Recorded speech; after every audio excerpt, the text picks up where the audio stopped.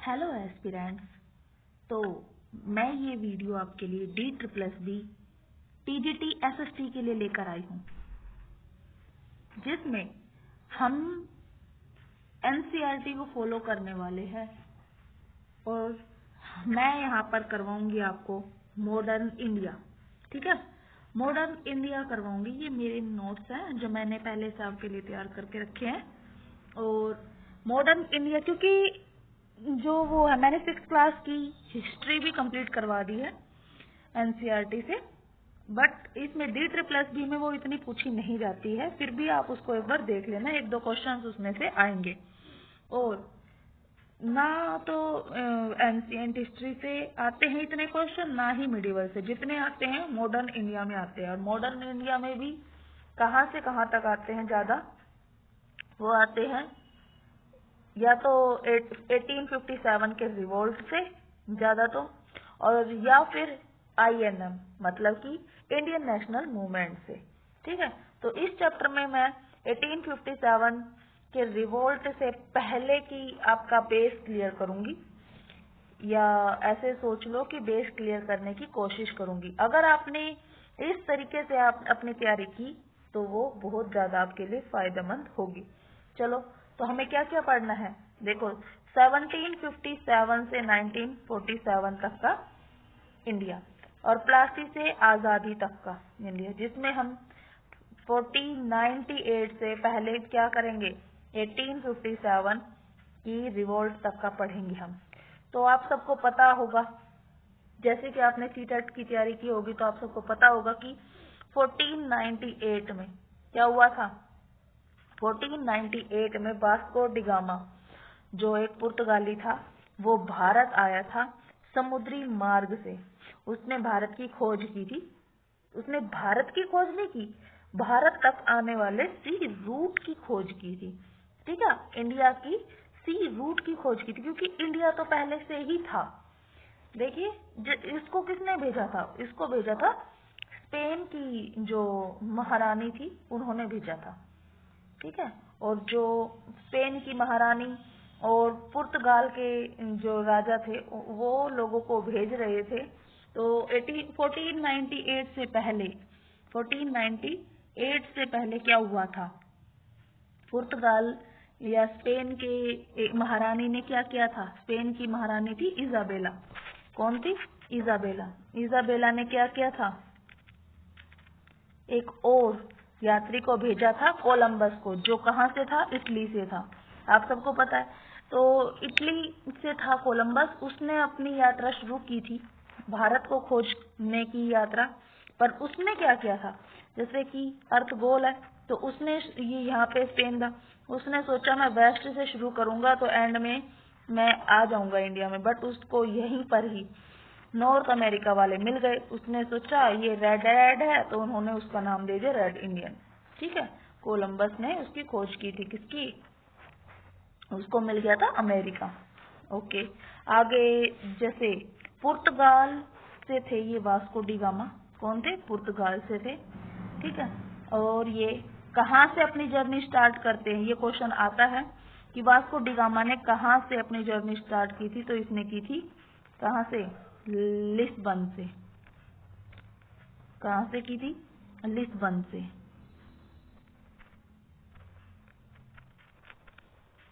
ठीक है, लिस्बन से इसने अपनी यात्रा स्टार्ट की थी। और अफ्रीका के, कहाँ, अफ्रीका के, अफ्रीका, देखो अफ्रीका के Cape of Good Hope, Africa के केप ऑफ गुड होप तक ही इसने अपनी यात्रा खुद से की थी। उसके बाद में उसको जिसको आप क्या बोलते हो, अफ्रीका के केप ऑफ गुड होप तक इसने खुद से यात्रा की थी। केप ऑफ गुड होप तक, जिसको आप उत्तमाशा अंतरीप कहते हो, मतलब कि तूफानी अंतरीप कहते हो, गुड होप। यहाँ पे इनको क्या मिला था, कौन मिला था यहाँ से इनको, देखो 1498 में वास्को डी गामा भारत पहुंचा। वास्को डी गामा कहाँ पहुंचा, भारत पहुंचा, सी रूट डिस्कवर करके। ओके, तो उसको अफ्रीका के केप ऑफ गुड होप में कौन मिला था? यहाँ इंडिया का एक व्यापारी मिला था, गुजराती व्यापारी, उसका नाम था अब्दुल मजीद। ये क्वेश्चन आया हुआ है DSSB में। और वो अब्दुल मजीद की वो था, एक गुजराती ट्रेडर था, गुजराती व्यापारी था, उसकी सहायता से भारत पहुंचा था। ठीक है, भारत पहुंचा था। और वो कहाँ आया था? भारत में कालीकट, मतलब केरल में है जो कालीकट नामक स्थान पर आया था। ठीक है, ये कहाँ है? Landed at Calicut, Kerala. केरला में वो आया था। और कालीकट में उसका स्वागत किसने किया था? वहां के राजा ने, द किंग ऑफ कालीकट। कौन था? जैमोरिन। आप याद करने के लिए कुछ भी याद कर सकते हो कि कालीकट में उसका स्वागत कौन करता है? जमूरा करता है, या कुछ भी ऐसे जैमोरिन के नाम से आप याद कर सकते हो कि वास्को डी गामा का स्वागत किसने किया था। तो ये क्वेश्चन आया हुआ है, इम्पोर्टेंट है ये क्वेश्चन। ठीक है, बहुत इम्पोर्टेंट है। इसके बाद में ये भी क्वेश्चन आया हुआ है कि वास्को डी गामा कुल भारत में कितनी बार आया था? 3 बार आया था। ठीक है, 3 बार आया था। और उसने जो यहाँ से लेके गया वो मिर्च या कुछ भी जो मसाले लेकर गया, उसने 60 टाइम्स, जैसे 1 गुना पे बिकता है तो 60 टाइम्स उसने प्रॉफिट कमाया था। 60 टाइम्स उसने प्रॉफिट कमाया था। तो सोचो वो दोबारा से आएगा ही। और आगे एक क्वेश्चन और इम्पोर्टेंट बनता है गाइस, ये इम्पोर्टेंट है यहाँ पे, ये याद रखना। कहाँ पे उतरा था वो? ये क्वेश्चन DSSB में आया हुआ है। कालीकट के कप्पक डाबू बंदरगाह पर उतरा था। कहाँ उतरा था? कप्पक डाबू बंदरगाह पर उतरा था। कप्पक डाबू पोर्ट पर वो उतरा था। ये क्वेश्चन भी इम्पोर्टेंट है, आया हुआ है इसीलिए। ठीक है, क्यों आते थे लोग यहाँ पर? क्यों आते थे भाई? क्योंकि देखो, एक और है कि वो हेक्टर नामक जहाज से आया था। किससे आया था? हेक्टर नामक जहाज से आया था। हेक्टर नामक जहाज से आया था। ठीक है, और कहाँ उतरा था? कालीकट के कप्पक डाबू पोर्ट पर उतरा था। उसका स्वागत किसने किया था? जैमोरिन ने किया था। कहाँ उतरा था? केरल के कालीकट पर उतरा था। ठीक है, किसकी सहायता से आया था? गुजराती ट्रेडर था। ठीक है, गुजराती ट्रेडर था। और किसकी, कौन था? उसका क्या नाम था? अब्दुल मजीद नाम था। अब्दुल मजीद, ये याद रखना। 3-4 पॉइंट्स है, ये याद रखना। आगे देखो, ट्रेड उनको क्या हुआ? उनको प्रॉफिट हुआ था उस ट्रेड से, तो वो दोबारा आया। तीसरी बार तो वो पुर्तगाल का एक वायसराय बनकर आया था। ठीक है, 3rd बार। और उसको यहाँ पर मलेरिया हो गया था और उसकी डेथ हो गई थी, ऐसा सुनने में आया है, किताबों में ऐसा लिखा हुआ है। आगे देखिए, यूरोप में कंपनियों का निर्माण हुआ, क्योंकि जो भी यहाँ से जा रहे थे उनको प्रॉफिट हो रहे थे। तो अब यूरोप की कंट्रीज में कंपनियां बनने लगी और वो भारत के साथ व्यापार करने आने के लिए वहां पे क्या बनने लगी? कंपनीज बनने लगी। कंपनी के लोग क्या करने लगे? Arrival of European companies in India. तो उनका जो सीक्वेंस है वो आप PDF से याद कर सकते हो। जैसे आप बोलते हैं इसकी PDF कहाँ मिलेगी, इसकी PDF कहाँ मिलेगी, तो सबसे पहले कौन आए थे? पुर्तगाली आए थे। उसके बाद डच आए थे। उसके बाद इंग्लिश मतलब ब्रिटिशर्स आए थे। और उसके बाद आए थे लास्ट में फ्रांसीसी आए थे। ये फ्रांसीसी सबसे लास्ट में गए थे, हमारे देश आजाद होने के बहुत सालों के बाद में गए थे फ्रांसीसी। तो सबसे पहले कौन आए थे? पुर्तगाली। फिर डच कहाँ के थे? हॉलैंड या नीदरलैंड के थे। अंग्रेज या ब्रिटिशर्स बोल सकते हो। और एफ से फ्रांसीसी। PDF से आप आराम से याद कर सकते हो। आगे देखते हैं। 16th सेंचुरी में देखो, 16th सेंचुरी क्या होगी? 1500 से 1600 तक की जो भी टाइम पीरियड रहता है वो 16th सेंचुरी कहलाएगा। जैसे अभी 21 सेंचुरी है तो ये 20 से लेकर 2100 तक की है ये। ठीक है, तो यहाँ पर फैक्ट्रीज ओपन होने लगी।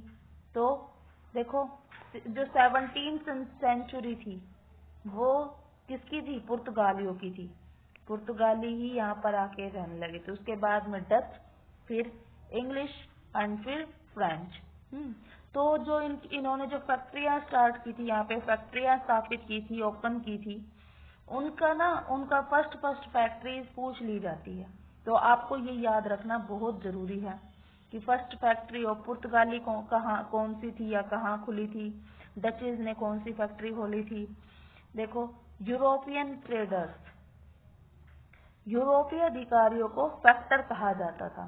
ठीक है, फैक्टर्स और जो जहाँ पे ये फैक्टर काम करते थे वो फैक्ट्री कहलाया जाता था। फैक्टर्स वर्क प्लेस मतलब फैक्ट्री। ठीक है, तो हमें ये याद रखना है कि फैक्टर किसको कहते थे? यूरोपीय अधिकारियों को कहते थे। अब देखिए पुर्तगाली की फर्स्ट फैक्ट्री थी वो कहाँ थी? कोचीन में, केरल। देखो पुर्तगाली आए भी कहाँ थे? सबसे पहले केरल में ही तो आए थे, कालीकट पे ही तो आए थे। तो का से पहले कालीकट, का से केरल, का से कोचीन। ठीक है, क याद रख लेना पुर्तगालियों के लिए, कोचीन केरल। कोचीन कहाँ है? ये केरल में। डच कहाँ? उन्होंने कहाँ पे फैक्ट्री खोली थी? मसूलीपट्टनम में खोली थी, आंध्र प्रदेश में। डच इधर से नहीं आए थे, डच आए थे इधर बंगाल की खाड़ी से, और उन्होंने आंध्र प्रदेश में ही मसूलीपट्टनम में अपनी फैक्ट्री ओपन कर ली थी। अब ये जो इंग्लिश है मतलब कि ईस्ट इंडिया कंपनी, ये इन्होंने खोली थी सूरत में, और फ्रांसीसियों ने भी सूरत में खोली थी अपनी फैक्ट्री।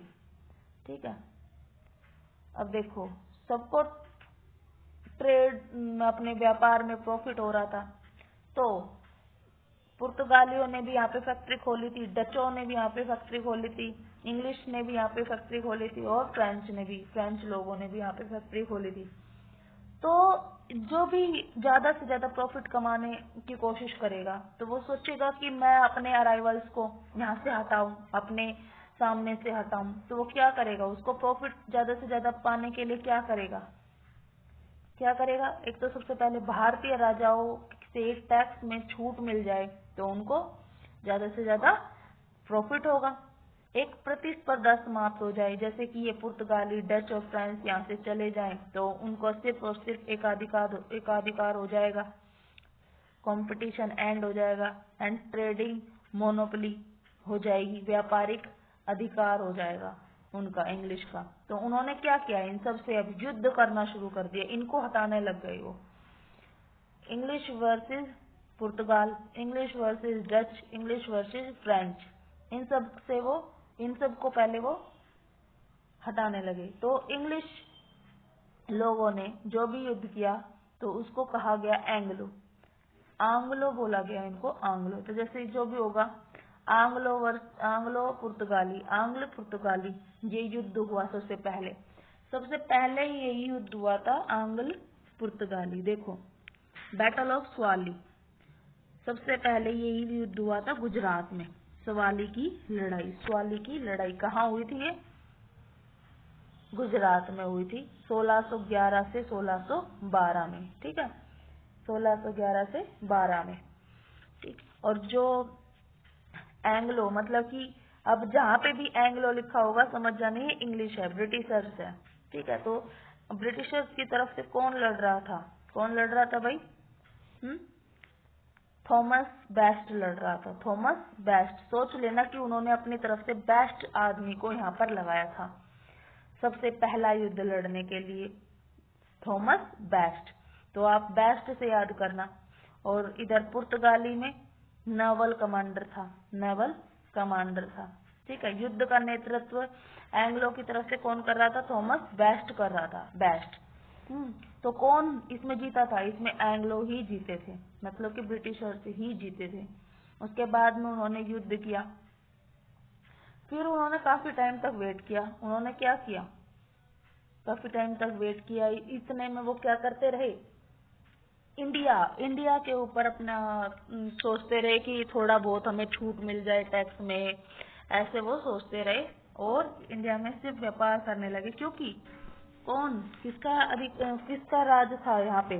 किसका राज था? औरंगजेब का राज था। तो औरंगजेब से तो सबको ही खतरा था। तो उन्होंने बाद में देखो, औरंगजेब के मरने के बाद में उन्होंने क्या किया था कि हमें यहाँ पर अपनी पॉलिटिकल पावर भी दिखानी चाहिए और सबको हड़प लेना चाहिए। तो आंग्ल और डच का युद्ध हुआ। इसको क्या बोला गया? Battle of बेदारा।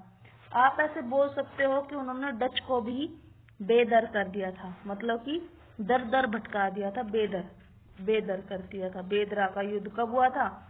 1659 में, 1759 में हुआ था एंग्लो और डच का युद्ध। 1759 में बेदरा युद्ध, बेदरा या धरा, कुछ भी ऐसे बोलकर आप याद रख सकते हो कि बैटल ऑफ बेदरा, धरा से हटा दिया, ऐसे करके। 1759 में देखो, 1757 आप लिंक करके पढ़ोगे ना हिस्ट्री को स्टोरी की तरह समझ के, तो बहुत आसानी से तुम्हें याद हो जाएंगे। देखो 1757 में प्लासी का युद्ध हुआ था। उसी के 2 सालों के बाद में क्या किया इन्होंने? डच को हटा दिया था। ठीक है, डच कहाँ थे? आंध्र प्रदेश में थे। डच कहाँ थे? आंध्र प्रदेश में, मसूलीपट्टनम में था। ठीक है, और उन्होंने उनको भी हटा दिया था, वहां से भगा दिया था उनको, बेदर कर दिया था उनको।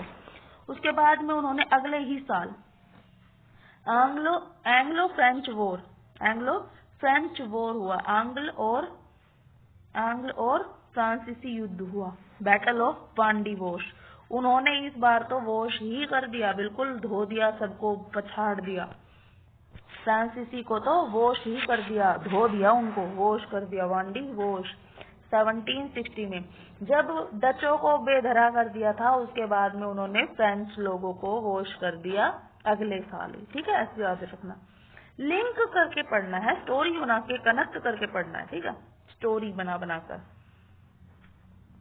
देखो, अंग्रेजों और फ्रांसीसियों के बीच में सबसे लंबा संघर्ष चला था, जो 1740 से 1760 तक चला।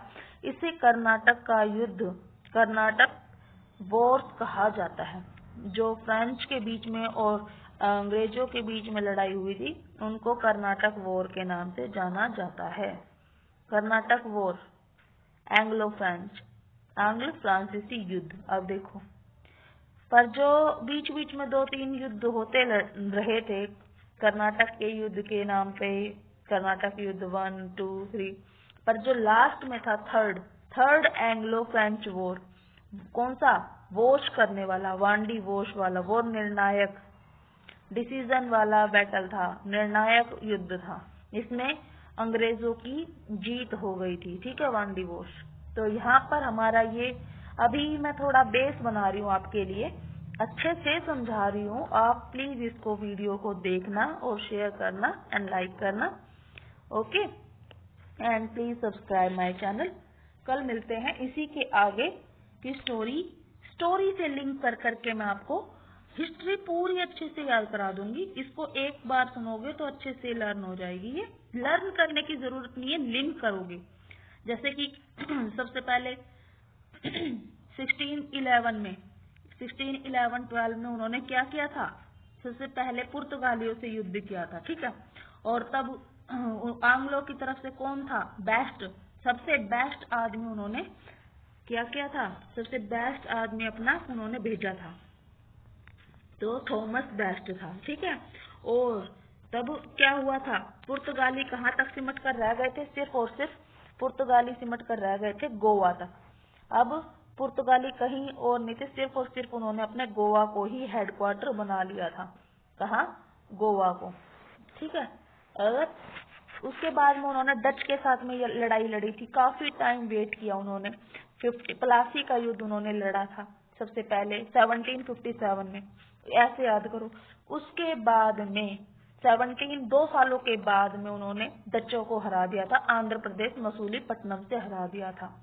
ठीक है, उसके बाद उन्होंने अगले ही साल देखो डचों को हराया, बेधरा कर दिया उन्होंने, बिल्कुल भगा दिया 1759 में।